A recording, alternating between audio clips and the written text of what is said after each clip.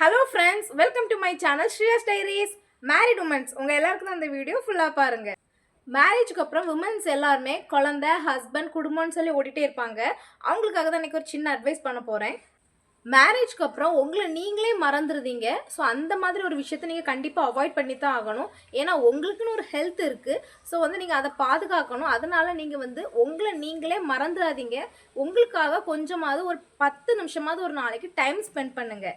அப்புறம் உங்களோட டேலண்ட்டை மட்டும் என்னைக்கு நீங்கள் விட்டுறாதீங்க. ஏன்னா நீங்கள் லாஸ்ட் காலத்தில் கூட உங்களோட திறமை உங்களுக்கு கை கொடுக்கும். நீங்கள் தனியாக நிற்கும்போது கூட உங்கள் திறமையை உங்கள் கிட்டேருந்து யாருமே பிரிக்க முடியாது. நோ சொல்ல வேண்டிய இடத்துல நோ சொல்லுங்க, எஸ் சொல்ல வேண்டிய இடத்துல எஸ் சொல்லுங்க. ஏன் இப்படி சொல்றேன்னு பார்த்தீங்கன்னா, நீங்கள் ஒரு இடத்துல சத்தம் போட்டு பேசலை அப்படின்னா உங்களை மட்டும் தட்டிடுவாங்க எல்லாருமே. அதனால பேச வேண்டிய இடத்துல கண்டிப்பாக நீங்கள் பேசி தான் ஆகணும். உங்களுக்கு ஒரு கஷ்டம் வந்துச்சு அப்படின்னா நீங்கள் உங்கள் குழந்தைங்க கிட்டேயோ இல்லை ஹஸ்பண்ட் கிட்டேயோ ஷேர் பண்ணுங்கள். நீங்கள் எப்போவுமே தனியாக சமைக்கணும் அப்படின்னு நீங்கள் நினைக்காதீங்க. நீங்கள் ஒரு விஷயத்தை தனியாக சமைக்கணுன்ட்டு நீங்கள் ஆரம்பிச்சிட்டிங்கன்னா கடைசி காலத்தில் கூட நீங்கள் அந்த தப்பை உணர்ந்துட்டே இருப்பீங்க. நம்ம அன்னைக்கு தனியாக சுமக்க போய் தான் இன்றைக்கி நம்ம தனியாக சுமந்துட்டுருக்கோம் அப்படின்னு நீங்கள் ரொம்பவே கஷ்டப்பட்டு யோசிப்பீங்க பின்னால். ஸோ அதனால் நீங்கள் ஷேர் பண்ணிடுங்க. உங்கள் மனசுக்குள்ளே போட்டு எந்த ஒரு விஷயத்தையுமே நீங்கள் அழுத்தம் கொடுத்து வைக்காதீங்க.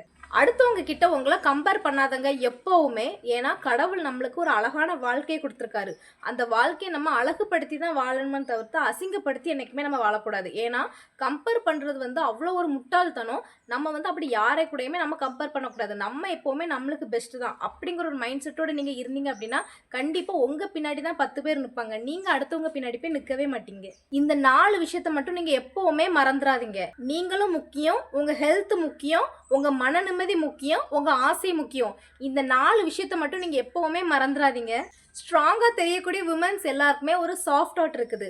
எல்லாருமே சந்தோஷமாக இருக்கிறாங்க அப்படின்னு மட்டும் நீங்கள் நினைக்காதீங்க. அந்த சந்தோஷத்துக்கு பின்னாடி எவ்வளோ கண்ணீர் வலிகள் இருக்குன்னு அவங்களுக்கும் மேலே இருக்கிற கடவுளுக்கு மட்டும்தான் தெரியும். அதனால் நம்ம யாரையுமே அவளுக்கு என்ன அவள் ரொம்ப சந்தோஷமாக இருக்கா அப்படின்னு மட்டும் என்றைக்குமே நீங்கள் நினைக்காதீங்க.